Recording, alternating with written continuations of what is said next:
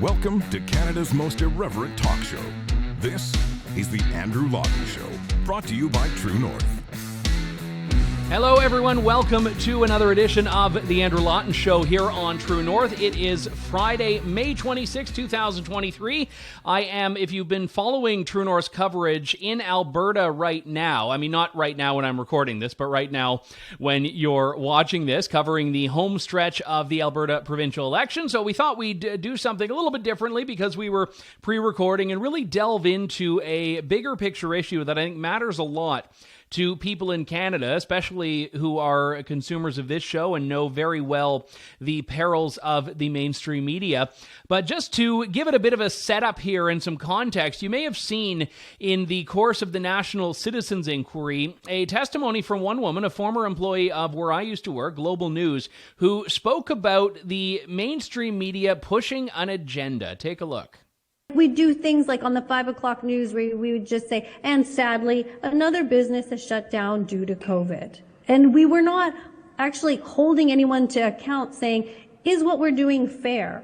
You know, when people are using plexiglass and sitting outside, and that, you know, you can go up to the counter and order, but you can't have a waitress come to you, or you got a mask, you know, all the things that didn't make any sense. We were just shoving it in your face like it was something you needed to accept, rather than questioning, is this really making sense for a business owner, for this person's livelihood?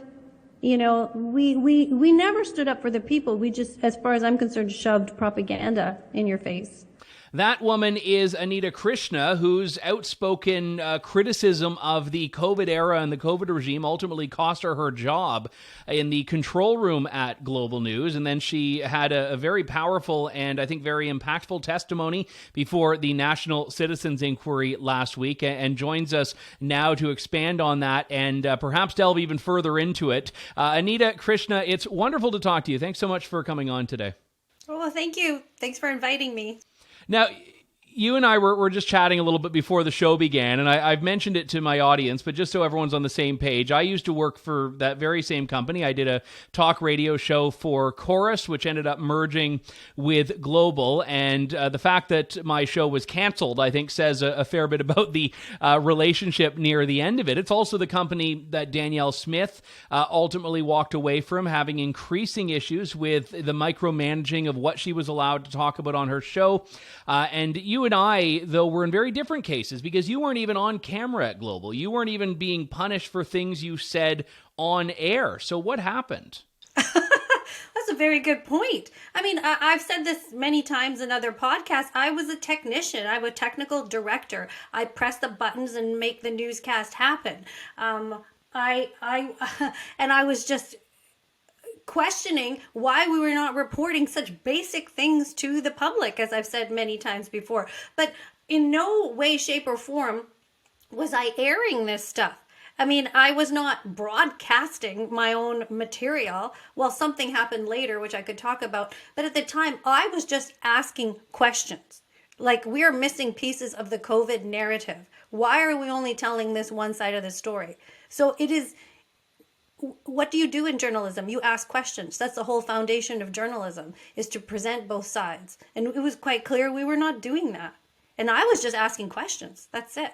Yeah, and it was increasingly clear through the COVID era, which I can't really come up with a better name for it, that all of a sudden that natural skeptical instinct that journalists have or are supposed to have, that contrarian impulse to challenge authority, just vanished. And a lot of the early COVID journalism, and to some extent maybe you can excuse this in the immediate beginning of this, but a lot of it was just stenography. It was just parroting whatever edict had come down from Theresa Tam or Justin Trudeau or Doug Ford or whoever the Ontario person was at the beginning. The name escapes me. But ultimately, that was, I think, what a lot of the early COVID journalism was.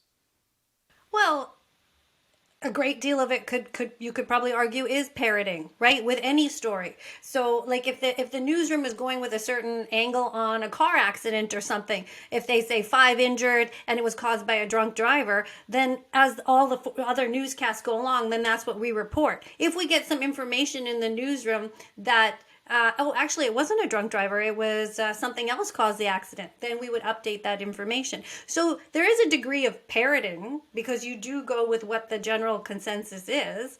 But this was parroting to the detriment of humanity. And that's what we needed to ask. What's going on? Yeah, and let me ask about your trajectory here, because from my understanding, you were a skeptic from, I don't know if it was day one, but pretty close to day one. I was. I mean, people might laugh and say it was my gut instinct, but it was just like, wow. When March, when we all went crazy in the beginning of March, spring break is canceled. Kids have to stay home for an extra 2 weeks. And it was just scaring you. And especially I felt they were manipulating this aspect of children. Well, children can get it. So what are you going to do? I'm a mother. You were trying to scare mothers. And it didn't seem like a legitimate fear. It seemed like, how come you all doing all this? The airlines and the sports teams and and everybody's cracking down, the borders, something's going on. It's too systematic. That's what made me question from the beginning. But, it was interesting because I remember it was the March 13th, if I recall, which was a Friday, and things were starting to brew, but hadn't really gotten to the point where things were canceled. And I remember it was almost a bit of a joke. Like I was recording a bunch of interviews in Toronto, and it was all that sort of joking, like, oh, do we tap elbows instead of shaking hands? And there was sort of a collegiality to it. It was this strange novelty because it hadn't really started to affect us in the way that it would for the next, 2.5, 3, and beyond years. And I think for people in the media, there was, again, this, okay, do we report on this like we report on a flood or like we report on a wildfire where we're all in this together, it's an emergency, our job is as a public broadcaster, or do we start to be journalists? And I don't think many really went into that category. I think they treated it as disaster journalism and crisis journalism, which I think is inherently deferential. Yeah, I mean, sure. What do you mean exactly? You wish that you would have seen more pushback against the narrative. Well, I'm just to even put myself out there. I mean, I in the early days had the view that I don't know what's going on. I'm not an epidemiologist. I was seeing the photos of, what we're told to be bodies piling up in China, later Iran and Italy. And I'll admit, I wasn't scared. There wasn't a personal fear, but I didn't go to the, is this really real? I sort of took the attitude that when your house is on fire, or it looks like it's on fire, you try to treat that before you start to say, well, did someone else cause it? And then I think it was, certainly within the first few weeks, after 2 weeks to flatten the curve was proven to be a lie, that I started to become I started to become entirely intolerant of the mainstream narrative. And I think even though there were things I was personally willing to do, I didn't like that we went to coercion. So to put that into the broader context, I think for a lot of the mainstream media, for almost all of the mainstream media, that transition never happened. That transition from, accepting the narrative to questioning the narrative still has not happened. Yeah, no, and they're not going to admit to it now. What are they going to do now that all this information has come out? I mean, I admit that in the beginning when we'd see pictures from Italy or we'd see pictures from China, we were like, oh, okay, something's happening. Let's just be cautious. Let's just be careful. But to move full steam ahead into stay at home and self-isolate and flatten the curve. We were doing all that March 11th, 12th, 13th, 14th, that whole week. We were telling people to social distance. This campaign was all good to go. Every element of this had already almost been structured, and they just unleashed it and said, report. That's what it felt like to me. And you're right about coercion. At the point where the truckers stood up and people were going against the mandates, that's the point where you say, hey, the people who were going to take it already took it. So back off. And the fact that they hid medications from people and prevented them from getting better, all the while trying to pretend that you were looking after our health, I didn't like that either. And the fact that they hid that from you, that we at Global News absolutely hid that from you. There's no way we were going to talk about hydroxychloroquine, fluvoxamine, ivermectin, vitamin D, quercetin, all these things we've come to know now. Why would we not tell you that? Don't we care about your health? No, we don't. let me ask you where you think it comes from, because I think when you see a lot of the people now that are really, really fanatical about masks, about, getting the 17th booster, about all of that. These people, I don't think are evil. I think these people are terrified. I think a lot of the people that I'm going to qualify this. I think a lot of the people are genuinely terrified. And I think it's the media and politicians that have stoked that fear, that they should look at everyone around them as being disease vectors rather than human beings. When you look at the people in your newsroom and in other newsrooms in Canada, I'm curious which camp you think these people fall into. Are they control freaks, or are they people that bought into the fear themselves and are trying to pay that forward, and that fear becomes the lens through which they view these stories and view the world?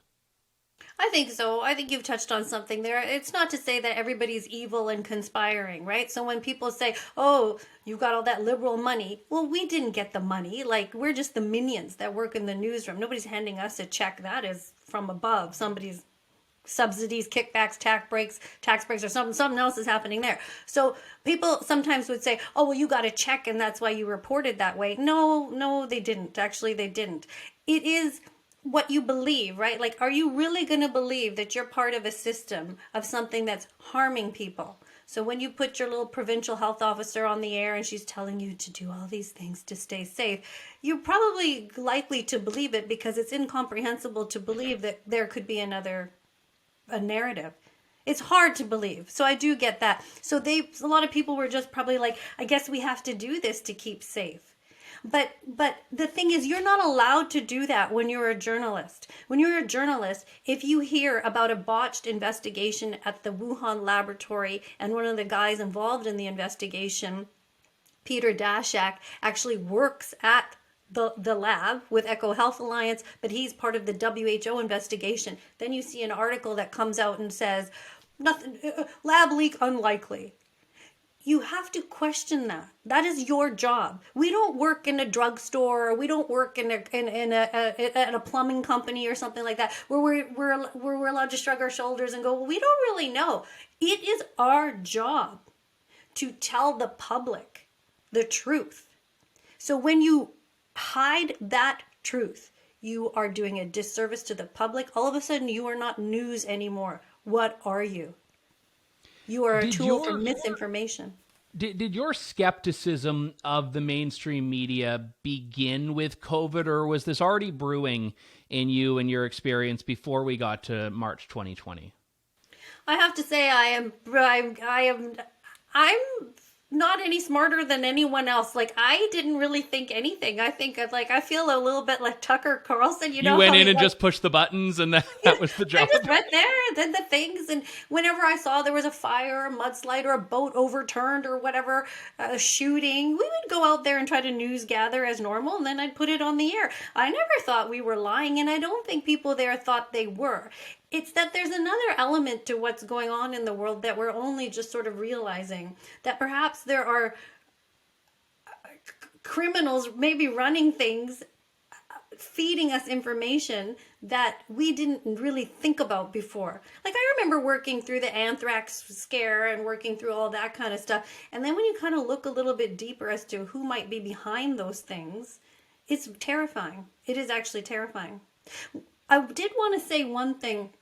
When I was working in the newsroom, you get I'm sure you worked on this, the ENPS and the AP wires would flash. Yeah, yep. And some in the radio system they use Burley. They use all kinds of broadcast software. It's just like like this raw, steady, nonstop stream of headlines and these small, little nubs of stories. Yeah, nubs of stories. You get your wires, right? So you get the first right through, second right through, whatever, right? And like it might say 5 dead, Chicago fire, and then you get another update. 5 dead, 2 wounded, whatever, right? These are the wires. Yeah, and then the next one is Miley Cyrus gets divorced, and then you're constantly seeing these things. And I remember being at work on the weekend and I saw Pfizer approves vaccine for 5 to 11-year-olds. And I was like, no, this can't be right. Like, how can this be right? Because no matter what you think, this isn't even approved by Health Canada, this vaccine. This Comirnaty stuff isn't even being made. But that's another thing we don't tell you, right? We just say, just shoot it up.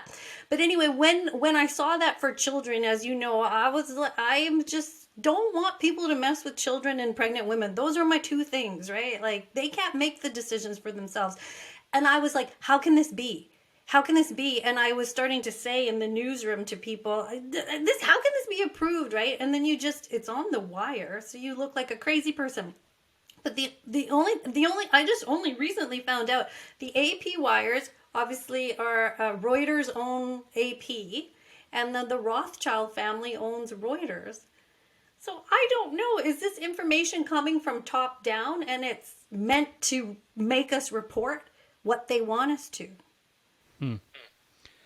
Yeah, and I think that a lot of the time when people make accusations of media bias, they don't understand the system. And I don't mean that like the system in the big sort of man behind the curtain way. I just mean they don't understand the structure and how it works. And you're right. You know, when a reporter is going out and, you know, interviewing someone at the scene of a car crash, I don't think the reporter is being necessarily biased. I think they got an assignment. But I think often bias is most readily apparent in what are they at and what were they supposed to be at before that car crash came? What are they not covering? What are they not focusing on? And it's not just sides in a story. Sometimes it's stories altogether. I mean, just to look at the COVID example, Sweden, we know, fared better on pretty much all of the key pandemic metrics than most countries that did lockdowns. Sweden didn't do a lockdown. That's a story that we weren't hearing as a reference point. So when media outlets are telling us that there's only one way to do this, and the questions they were asking when they got really feisty with politicians like Jason Kenney or Aaron O'Toole is,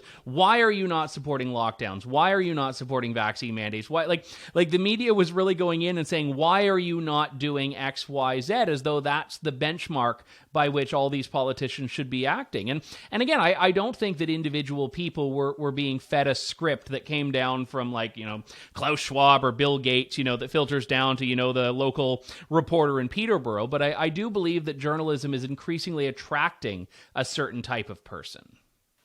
Yes, you're right. I mean, when you see press conferences, you see these softball questions thrown at the people, especially the public health officer. I felt like all the reporters were pretending to ask the tough questions, but they were very supportive of the narrative, right? And they're very mean to people like Danielle Smith and very disrespectful to people that have a different point of view. And you can see this in certain interviews. I talked about this in a speech I gave in the convoy. They had a guy on CTV who was just spoken to so rudely because he supported the convoy. All of a sudden, people had license to act like a total to people. The respect that you would have when you're interviewing someone, I felt like a lot of reporters are not showing that respect. You can hear it in the press scrums when they're asking questions. So rude, so unprofessional now. Yeah, but you're right. It's not like we're getting on the wires from Klaus Schwab. It just made me think, the Reuters, the AP, where is that information coming from specifically with COVID? Because with COVID, they have penetrated everything. You know what I mean? They have come in, and now all of a sudden we see all our institutions are not backing us up. All the lawsuits, all this, all that, all the people trying so hard to get on with their lives and have some justice in their lives. There's big forces squashing them down. So there's big forces behind news. Yeah, and I think that there is an additional dimension to that that's always troubled me, which is just the increasing targeting of certain journalists. So we see this in Canada right now, where you've got outlets that are hiring a climate change reporter and a climate change bureau, and you've got government grant money towards this. And it's like, if you invest money in people covering a very politically charged issue like that, you know that their job is to advance one particular narrative about it. Again, their approach is not to say, is all of the so-called scientific consensus about climate change really there? Are humans actually causing it? No, they're going in with an agenda, which is to say that, yes, we're killing the world. Why are politicians not doing more? Why are we not getting taxed more? Why are we doing that? And there you have, I think, a fairly brazen way that the media is, by its design and by its structure, pushing a narrative. Yes, they are pushing a narrative now, and I would just caution people to be very skeptical and look for themselves when they're hearing this type of thing. It seems to be all part of an agenda. Your basic reporting is you get one side, you get the other, you link it somehow, you tell a story, you leave it there for the viewer to decide. If you are getting pushed, you are now made to feel guilty for existing. So if you take a hot shower, fly on a plane, and drive a car, well, you're killing the world. No, you're not. It's the economic policies and all the back underhanded deals that are going on that are driving your gas prices the way they are. Your gas is not supposed to be $2 a liter, and gas is not bad. And so don't let anybody manipulate you into thinking that your carbon footprint. Why don't our bosses look at their own carbon footprint? Stop flying around all over the damn place. It's like you are now made to feel guilty. And what they do is make the common person feel like the criminal. Oh, you're killing grandma. Oh, your carbon footprint. Oh, you're not like Mr. Environmental. We are just living our lives. We're not wrecking the earth here. I don't know. No, you're right. I mean, that when I was in Davos covering the World Economic Forum there was one day where I was, running late because I was in my Uber and I was stuck behind all the Mercedes and Beamer limos.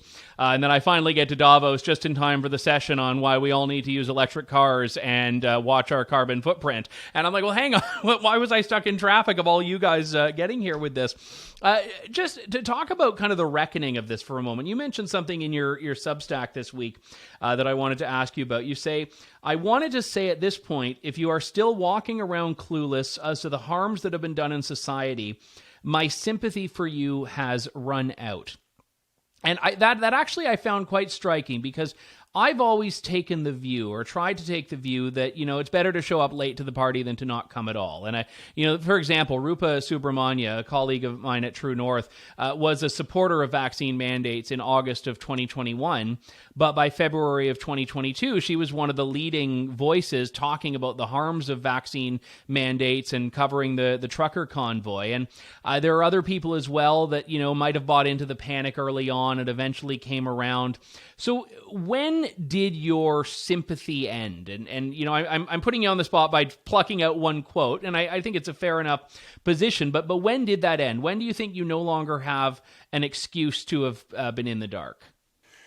You don't have an excuse to be in the dark if you are a journalist. So if you are working in a newsroom, I'm sorry, you can't sit there and go, I didn't know. I'm sorry. And I understand that things can come to you late. Just because you are a journalist doesn't mean that you know everything. But you have an obligation, if you work in a newsroom or for a news organization, to look into the other side rather than poo-poo it. And really, management over at Global squashed it. When I say my sympathy for you had run out, I think I wrote that. I remember when I wrote that, I had just watched so much of the National Citizens Inquiry, and it was testimony after testimony and story after story. But prior to that, last year I'd worked on the citizens hearing also. So I had heard from, oh God, person after person, somebody just trying to watch their kid play hockey and they were thrown out by cops, like they were a criminal. And when we heard from priests. So I'm done. My sympathy for you has run out. If you want to live in this ignorance and go, oh, we took our shots, I don't know. I'm tired of that, because I have friends like that. They're like, we don't really know. We haven't heard anything. Why haven't you heard anything? Because they want to see it on the news coming from your polished Global News set or CTV set. They're not going to go watch Rumble videos. And that's the problem. That's how we got in this mess in the first place. If you don't do your own due diligence and start looking, by now you know something's wrong. So don't sit there and pretend you don't know now.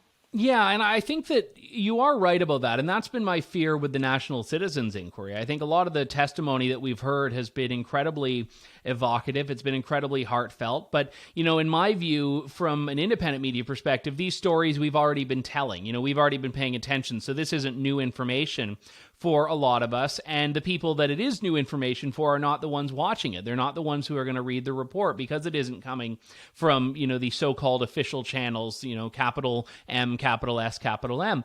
So I'm wondering if you have any ideas for how to break through that log jam. And I always viewed talk radio as being a very useful platform because it kind of straddled the mainstream media, independent media divide. You could always get away with being a bit more contrarian and a bit more heterodox on talk radio until, Global decided you couldn't, and until talk radio became, the way you champion wokeness, which the audience doesn't like, which is why the numbers are in the toilet. And I do a podcast, so I can talk about whatever I want. I realize that the majority of my audience already resonates with what I'm talking about in some way. And that doesn't mean I'm preaching to the choir, but I fear the same as for the inquiry here, where the people that need to see this aren't the ones watching it. So what can you do about that?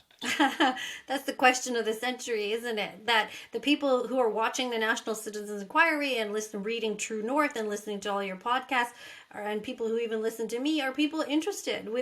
They already know, they're already with us. Now, how do we break that other side? I don't know, maybe you have an idea too, but it's like, why don't we call the anchors and producers that we used to work with and say, please, if you believed in everything you were talking about and telling us, please come and sit down and talk to us. And we'll shoot it live to tape, no edits. Let's go. Let's talk. The time is now. So maybe that's how you break the echo chamber, I suppose, is to say, okay, I'm going to sit down with somebody from the mainstream. You were my friends once, and you threw me out of the building, right? So that I literally was thrown out of that building. But anyway, for worrying about miscarriages, how dare I? You know what I mean? So let's invite them. Let's invite them right now. So I invite any anchor, any producer that I used to work with, any assignment editor, the news director, anybody in charge of your editorial content in a newscast to come and sit down and tell me why you suppressed information on hydroxychloroquine, ivermectin. Just tell me why. Like, show me some evidence. Maybe show me some stuff on masking. That why you think it works. Show me some studies, because part of in my termination letter was like, Anita, you didn't follow mask protocol. Well, I was in a room with plexiglass in between me, a wall of plexiglass between me and the other guy. It's like, and I'm drinking water. This is 3 years later, right? Come and show me some scientific evidence of transmission. Come to the table with your facts. If you people at Global News hammered us with facts for 3 years telling us what to do, you better back that up. So come and talk to me. So let's talk. So I'm inviting you. I'll find a studio. I'm inviting you. Come on. I'm glad. I hope someone takes you up on that. But I just want to talk about the mask mandate at Global for a moment, because this is actually a particularly concerning thing. And we've seen it in courtrooms where a court, which may have to adjudicate on a mask mandate or a vaccine mandate at some point, has as an institution a mask mandate or a vaccine mandate. So, how can you go to an institution and get a fair hearing if you're saying, I think mask mandates are wrong, when the very courthouse has decided anyone who's here, anyone who's working here needs to wear a mask? And I think the media is very similar on this. So how motivated is Global going to be to report on mask mandates in a critical way when they're forcing their employees to adhere to one? And when there's a vaccine mandate that applies across the board to federally regulated industries. And this is the stuff that you don't necessarily see as a member of an audience, because, once you're on camera, COVID doesn't actually get you. So you can take your mask off when the camera's on, and you're safe. But it's like sitting down at a restaurant. But people need to realize, these outlets are not just observers of this; they are actors in this. Yes, they had to push those rules too. They had to nag us about vaccines, and they had to nag us about wearing the mask and stuff all the time. So how do they get away with this stuff where they are not responsible for saying, okay, here's your study, and this is how rates of transmission are occurring in the workplace. So this is why you need to wear it. Come and show me that. If these people do not come to the table with that evidence and you just hear crickets, then that says a lot. You should be able to back up everything you forced us to do. And in this province, in British Columbia, our healthcare workers are still not back to work unless they're jabbed. So by now, is there somebody that doesn't know that this didn't work? Then this is a very dangerous product. So what is our government doing here? We're sending people across the border for their health care because we've decided to not hire these people back. But anyway, any of what I've spoken about, if somebody at Global would like to contest it, then come and contest it. And maybe the people who need to watch these things who aren't watching might tune into something like that. Did you get, after your termination and since, the quiet support from your colleagues, I'm on your side, but I'm not going to say anything about it, or did they kind of just disown you once you were out that door? Most people disowned me. A couple of people said goodbye on Facebook. I could tell you stories about those two people too. Most people just pretended I never existed, although I've not heard from them. So one of my friends who works at the CBC is like, Anita, they're okay with that. They're okay with throwing you out on your ass with no severance, no EI. I am a mother. I have to pay my own bills and stuff like that. They're okay with that. They're just okay with that because it wasn't them. Thank God it was Anita. It's not you. Like, it's kind of true, right? So all those faces that you see on TV, I've not heard from any of these people. Like, you don't even say, how are you? I'm sorry that happened. Really, let me do something to make it better. They're all quiet as a mouse. And it's very disgusting because one of the guys that threw me out of the building, he drove over to throw me out of the building. And I remember he was just like, get out, like to me, right? Totally bullied me. And, the reason I don't like this is because, many reasons, but I had told him months ago, I showed him some studies from the British Medical Journal saying that this is like a drug. Like, this is really not going to be safe for people. It's going to wreck your immune system. So what is it about these people that they don't sit there and go, oh my God, yeah, we're hurting people. They're like, shut up and get out. And that's what he did. And he told me this story. I went to the movies with my wife and we had to show the young man there our vaccine passport. And this is what we have to do to keep everybody safe. And I said, no, you don't. You don't want to live in a society where you are doing that. That is not the way we want society to be. And there's no scientific backing for why you are doing that either. But he didn't like that, and so I think he was happy to come throw me out. I mean, to be challenged is difficult for people, especially when, to go back to how we started off with this, when accepting what is being put before them doesn't just mean accepting that, but it also means unraveling a lot of your previous conceptions about things. And again, I mean, I don't want to go down some conspiratorial rabbit hole, but it's like, if you're told that X is a fact that has been held from you, you don't just have to believe in that fact when you get it. You also have to then start questioning, why was it held back? Who didn't want to talk about that? Who benefited from it? And it's very difficult for people to completely disentangle what may be years of investment in a particular belief system. And I think that's why, to go back again to how we started off with the last 3+ years, everyone is path committed now. So the idea of saying I was wrong means you have to say you're wrong about a lot of things along the way. Mm-hmm.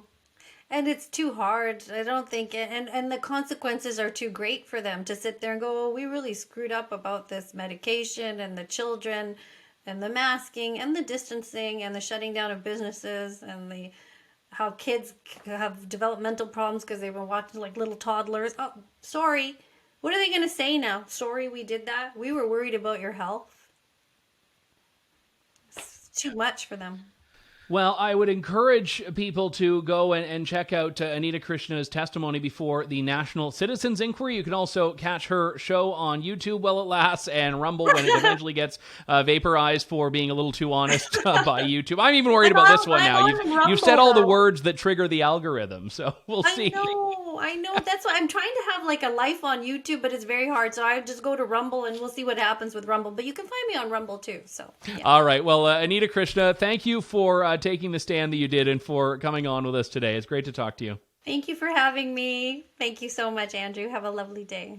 That does it for us for today. Hope you have a great weekend. Do keep up with True North's Alberta election coverage over at tnc.news. And also Monday night, a live election night results show featuring yours truly and a great cast of characters, including, of course, Rachel Emanuel and lots of others to shine the light on what's happening and bring you the results in real time as we find out what's happening in the great Smith versus Notley standoff. So that's something we have to look forward to Monday, and then the Andrew Lawton Show to break down the results.